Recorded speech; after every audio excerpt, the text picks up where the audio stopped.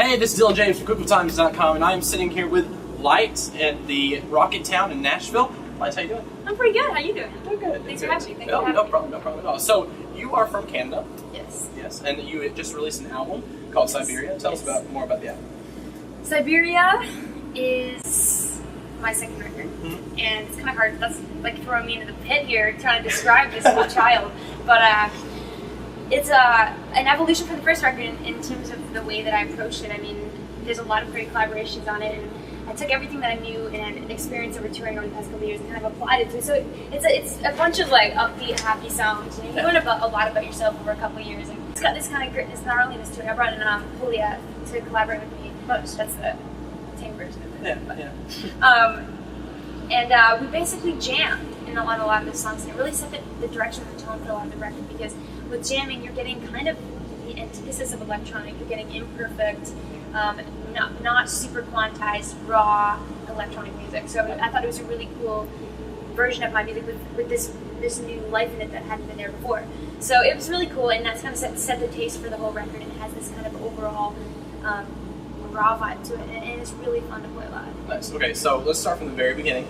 Your parents were missionaries, and you traveled various parts of the world. Like, what parts of the world did you travel to? I lived in Jamaica and the Philippines. Nice. That's very cool. So, you moved to Toronto. You changed your legal name to Lights then, and then you were a writer for Sony and ATV Music. That was just before I moved to Toronto, and that's kind of why I moved to Toronto. Yeah, I got signed when I was like 16, 17 at the summer. How did you get into that? Like, how did they find you? When I was about 13, I started making music. I mean, I learned to play guitar when I was 11. I bought this little 8-track. I saved up for it when I was 13. Started to produce and write, and I had all these stacks of music. And ended up meeting my manager, who's my manager now, about 10 years ago. And he saw potential in me, and he really believed in me from the start. His name's Meshi, and he really stood by me. And today we're like, this is a great team. We have the same mind frame and the same way we approach everything. So he kind of stood by me through all my changes in music, and we went around to a few different labels. And you get rejection a lot at the beginning when you're still finding yourself. People just don't see what maybe you see. Yeah. And I got signed to like a development deal, and then kind of it fell apart. And then from that deal came meeting the guys from Sony ATV, who's my publisher company, and they took me on as a songwriter.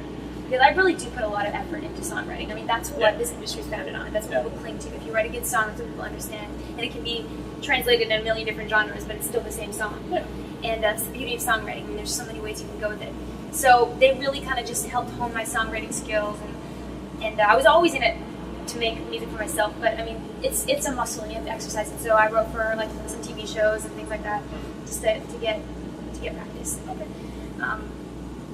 Finally wrote something that I really felt comfortable in, and the first song was February Air, and put that on MySpace, and that's when this kind of started. Yeah. So you started touring in 2008 in the Great Lakes area, then you went to the United States and just toured all around the United States. You signed a record deal with Underground Operations, as well as signing a partnership with Warner Brothers in conjunction with Doghouse Records. So like a lot of people wanted you. A lot of people wanted you, apparently, from the very beginning.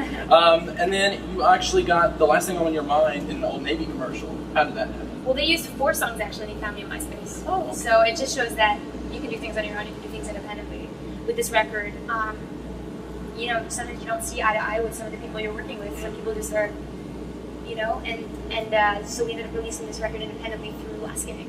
Oh, nice. So a really amazing label, and paid for the record out of my own pocket. So you really find something you believe in, and you do it yourself. You gotta put yourself into it. You really got to, and people will find you. This is my biggest advice to people now in the industry.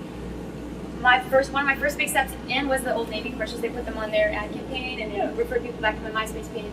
And they found it on my MySpace page, so I was like, I did that. We put that there. I mean, I have a great team and everything, but that's where people found it.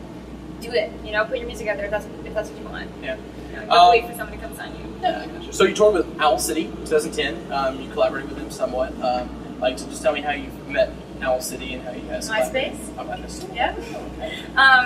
I mean, we both kind of got going around the same time, and I was always watching his work. Man, that's awesome. I remember hearing Hello Seattle and being like, what a cool song. I mean, that song has been out for a long time, for years. Yeah. And as he started to grow, and then Owl City blew up, and it was amazing. And he, because we had been messaging back and forth a bit, he was awesome enough to take us out on that first major tour that they did. Nice. And it was awesome. We did 5 months with them. Nice. Okay, so October 4th, that's when Siberia was released. Really a ton of facts here. Yeah, no, it's crazy. What's your favorite song? That's hard to pick. I love them all. They're all great. I love playing them all. Well, however, top 3.